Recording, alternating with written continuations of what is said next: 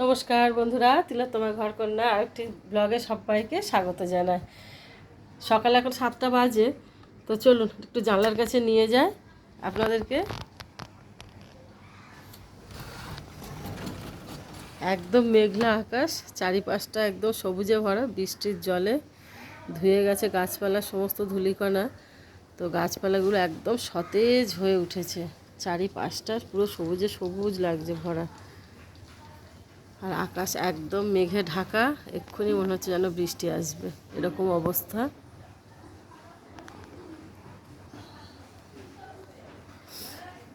তো অনেক কাজ বাজ পড়ে আছে সকাল থেকে, একদম এক মেশিন কাচতে হবে এখন। জামা কাপড় ভর্তি এর মধ্যে ঠাসা।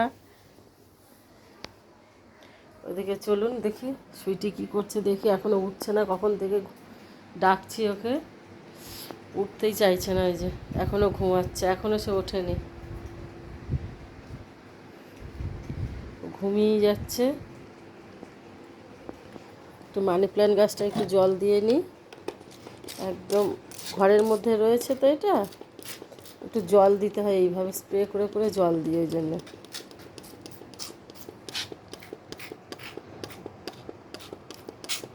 গাছটাকে বাইরে রেখেছিলাম, কি হয়েছে, ইঁদুরে কেটে দিচ্ছে শুধু, কেন কি জানে, মানি প্ল্যান্ট গাছটা খালি ইঁদুরে কেটে দিচ্ছে। তো ওই কারণে এটাকে ঘরে নিয়ে এসছে, এখন কত বড় হয়েছে দেখুন, দেখতে ভালো লাগছে না?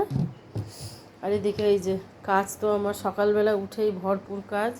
এই নাইটির থান চলে এসছে কালকে আবারও, এই থান এখন এই কাটিং হবে, এখন কাটিং ফাটিং হোক, তারপরে আবার তৈরি হবে, তারপরে সেলাই হবে, বিক্রি হবে। নাইটির থান সব চলে এসছে একটার পর একটা সব। এদিকে আজকে প্লাস্টিক কাটার লোক আসবে, সেই প্লাস্টিক কাটবে। এই মোটামুটি সকালবেলার আজকের আমার কাজ। তারপর তো রান্না বান্না আছে, টিফিন আছে। আজকে ছুটি আছে সুইটির, শনিবার, ওই কারণেও ঘুমিয়েই যাচ্ছে, উঠতেই চাইছে না। চলুন ব্রেকফাস্টে কী খায়, লাঞ্চে কী খায়, প্রতিদিনই তো শেয়ার করি। তো দেখা হচ্ছে খুব শীঘ্রই, টাটা।